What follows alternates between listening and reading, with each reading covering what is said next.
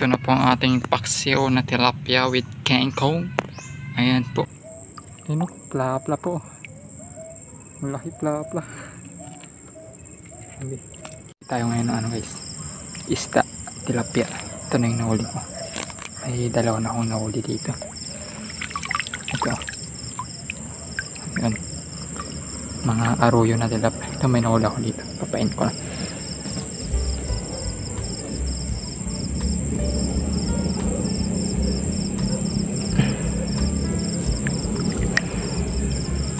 Ayan, ito. Ganyan na yan kalaki. Hindi na lumalaki itong mga ano.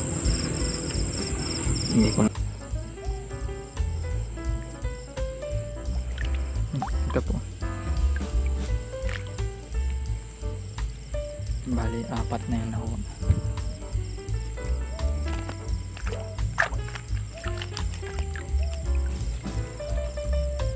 Ito po ulit-ulit. Ganito na po ito kalaki. Mga ganito po, nangingitig na po ito mga ganito. Malaki po ito, malaki.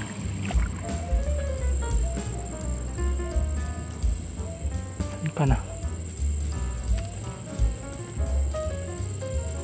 Inok, malaki. Inok, plapla po. Malaki plapla.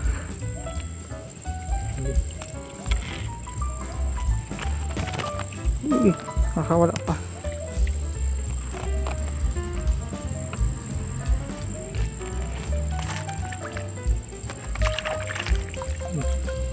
Yan po. Plapla. Swerte.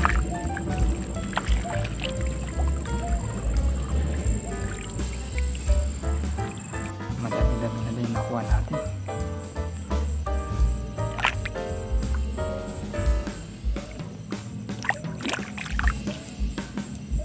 Ang liksi nito, ang hirap palikin. Sakit, tirik. Mga aruyo na tilapia.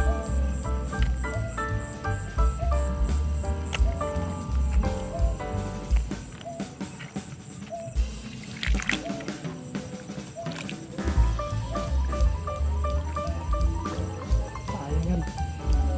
Nakuha.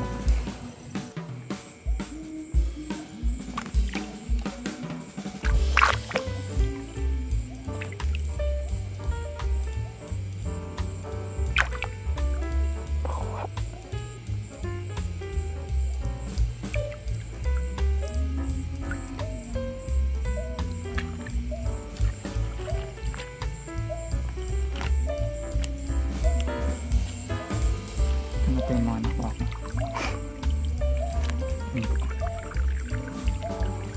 Ang nakuha ko. Makakatapos lang, hirap kun. Kain po yung isa. Malaki. Plapla atat yan po.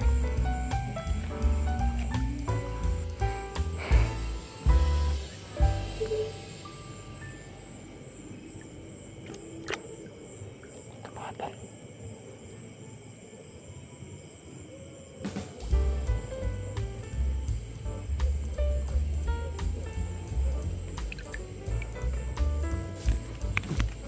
Wala na, nakawala. Nakawala. Ayan na, ayan na.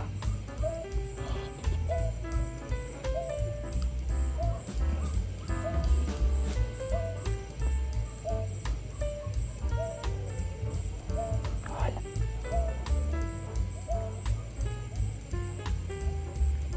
Wala ka, nawala.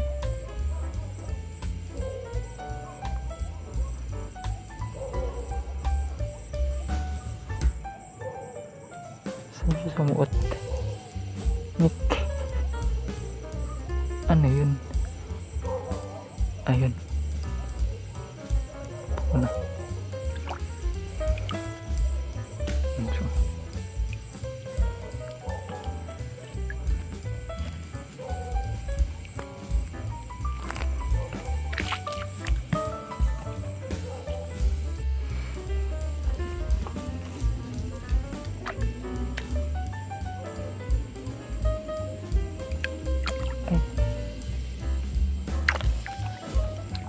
Ang hirap uliin.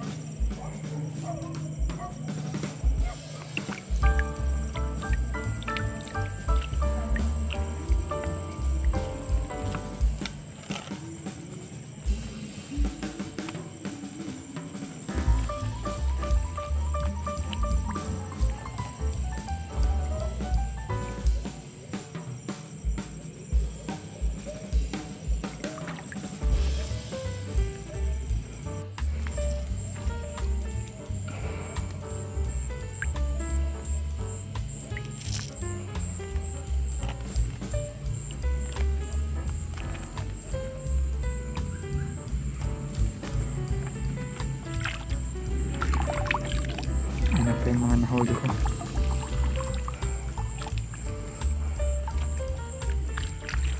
Malaki na naman po ito, grabe.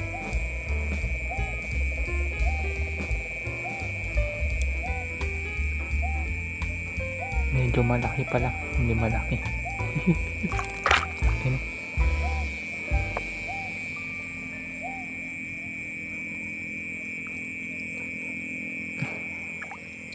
Ayun po. Karuyo na tilapia. Nangingitlog siya.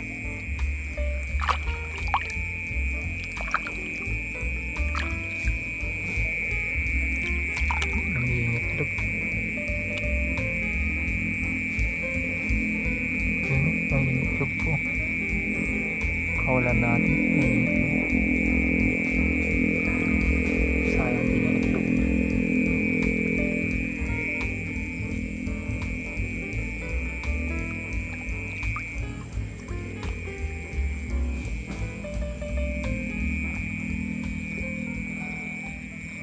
Ito na po pala lahat yung nahuli ko kagabi na tilapia. Yan po. Ito puro ano po to, arroyo na tilapia. Ganito na po to kalalaki. Tapos may isa akong nako na ano, hindi ko alam kung plaplat o kaya native na tilapia. Lagyan po natin ng asin para matanggal po yung ano, konting lansa niya. Tapos para magkaroon din po ng lasa.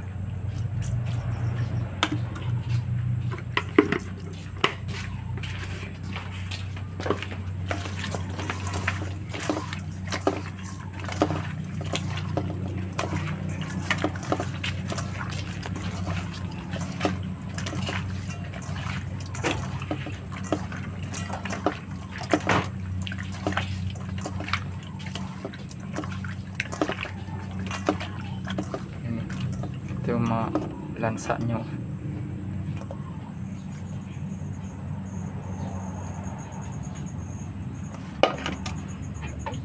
Tapos pasan natin.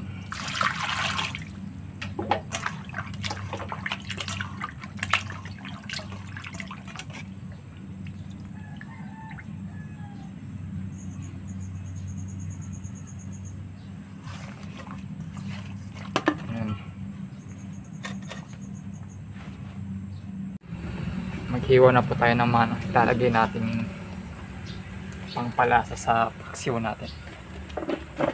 Ito po, 2 onion, isang ginger, tapos 4 na butil na bawang. Itong bawang po, ano, tanggalin ko lang itong matigas na yan. Yan, tanggalin lang yun, yung matigas na part niya. Yan. Tapos balatan lang.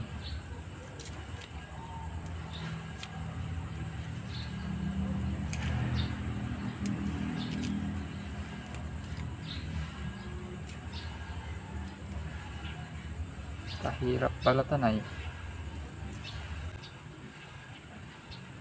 Yan, din lang po. Inisin mo natin ito. Yan.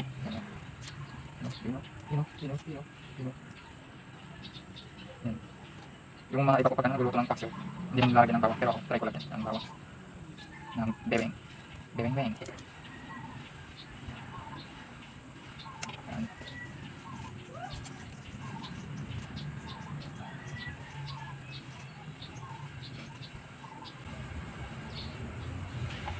Yan, gilid lang natin ito. Yan. Sunod naman natin tong onion. Onion.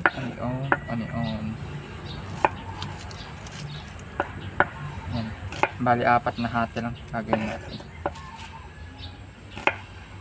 Yan. Ganiyan lang po.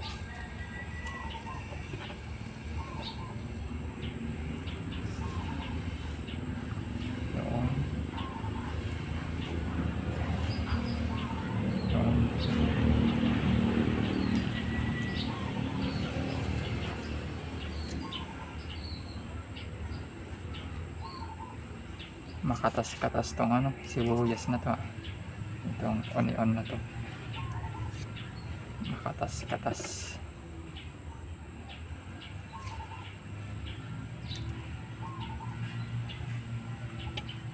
Yan.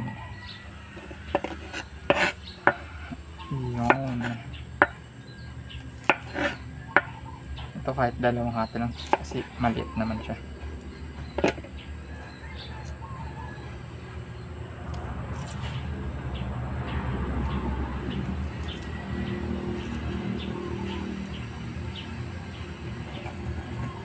Sige, apat na natin para parehas. Yan.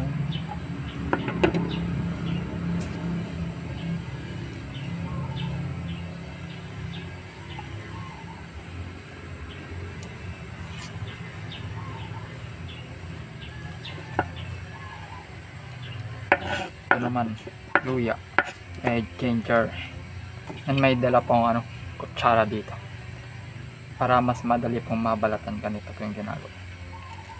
Yan o. Oh, ang dali pong balatan. Yan. Mas madali po siyang balatan. Kuskusin lang.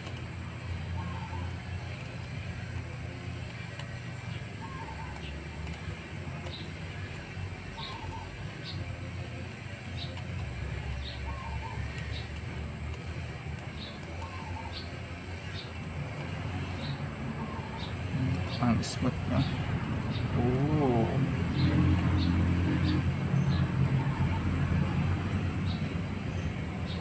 Pero po yung yung mga iba ay hindi na po nila binabalatan pag ganito yung pag sa paksiw, hindi na po nila binabalatan. Pero ako po gusto ko pong balatan.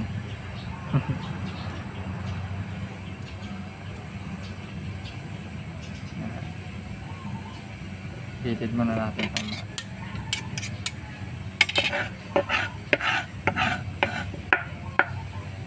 Tapos ang paghati lang natin ay kahit ganito na. Oh, madumi. Ayan.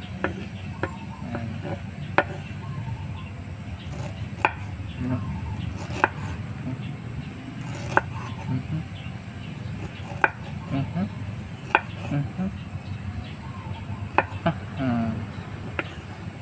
Okay na po. Ayan, tapos na yung atin mga ricado. Tara't magluto na po tayo. Lagay na po natin sa kaserola. Ilagay muna natin itong mga pangpalasa niya. Ayan po. Tapos isunod natin itong mga isda. Pinailalim ko lang itong luya para mas malasa.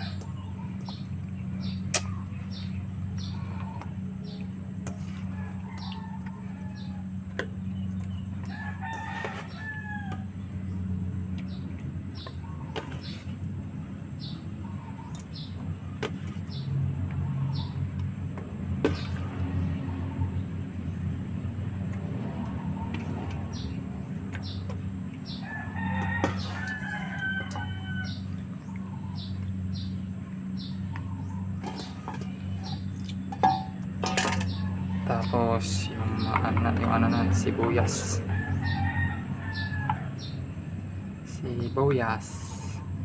onion, saka bawang, beweng. Yan. Tapos lagyan din natin ng sili, saka paminta. Tapos tubig.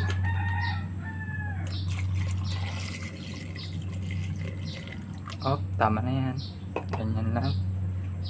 Tapos pangpaasim na po itong sukang puti.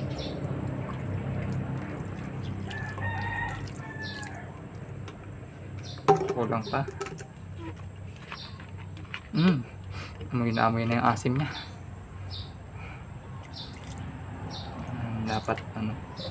Kaya na po yan. Ready to cook na.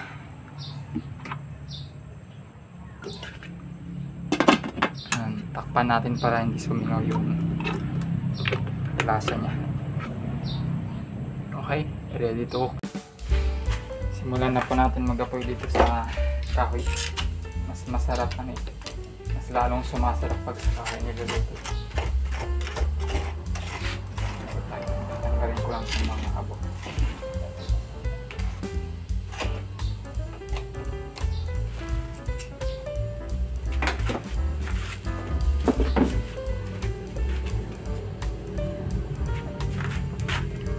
Tatlong milyon, ikaw lang aking gusto.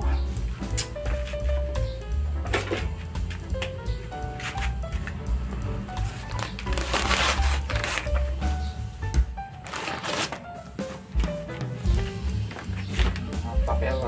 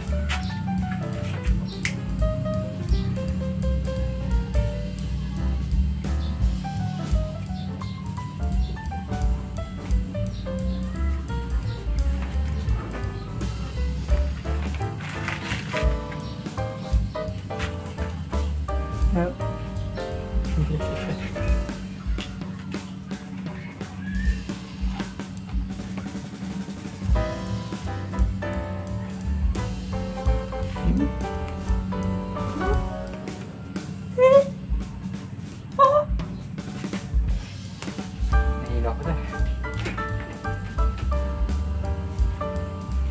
Tapos na po akong nakaapoy. Ilagay na natin tong casserola. Dito. Yeah. May nakalimutan pa po ang ilagay na ano, pang palasa niya, yung asin po. Kuha muna tayo ng asin. Na ano siguro, ganyan, pwede na yun. Mekos na yan ni Insan Mar. Okay. Antayin na lang natin yan kumulo. Habang inaantay natin kumulo yun, ano, kuha tayo ng pang sahog lang. Dito tayo kuha sa tabi lang ng bahay namin. Ayun. May mga palay pa pala na hindi na-reaper. Ayun, may nagre-reaper po dun. Ito, na-reaper na po ito. Kuha na tayo ng kangkong. Let's go, kangkong.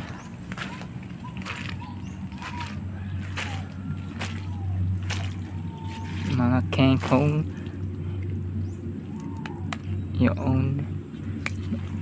Yung mga talbos lang po yung kunin ko.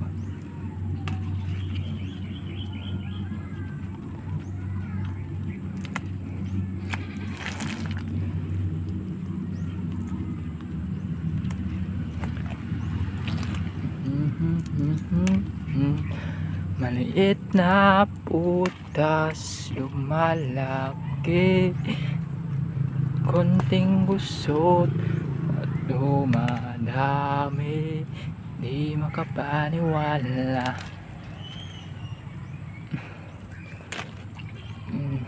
Itong mga kangkong po na to, no? Tinitinda din po namin ito pag dumami na po.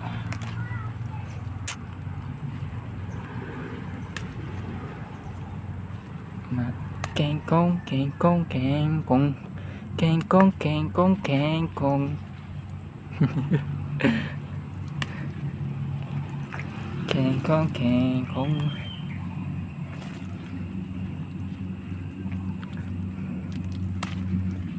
Kangkong, kangkong, kangkong.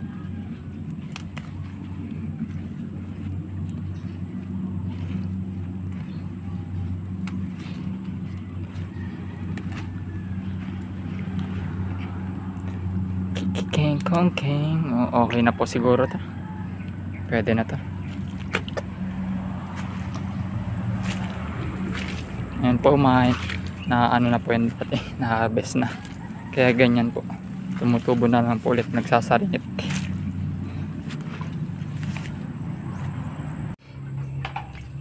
Hugasan na po natin itong kengkong na sinuhan natin. Na kengkong.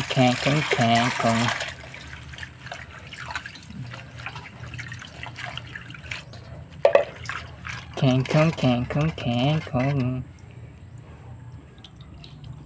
Bali, dalawang hugas. Dalawang hugas ang kengkong. Kengkong.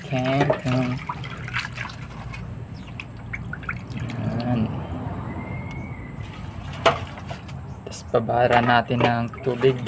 Baka may mga uod siguro mga ganun. Baka may hindi na tayo nakikita na may uod pala. Kaya babara nito ang tubig para maalis yung uod niya. Yan. Ilagay natin pag pakulo na yung paksiw natin. Pakulo na siya. Mga kamar. Ilagay na natin itong kengkong. Kengkong. Ayun o. Oh. Ang bango. Grabe. Kengkong.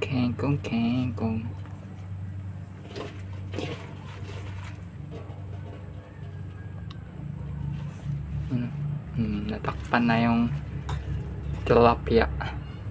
Ayan, takpan na natin yan. Yun o. Malapit na. Ayan mga kamar. Mukhang luto na to. Sobrang kulo na. Ma-overcook na yung isda. Kaya tanggalan natin ang apoy.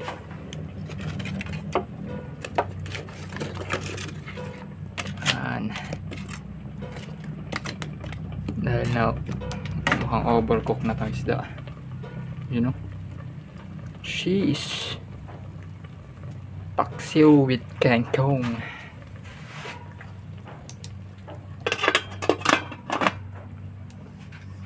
Ito na po ang ating paksiw na tilapia with kangkong. Ayan po, mukhang na-overcook ng ating tilapia.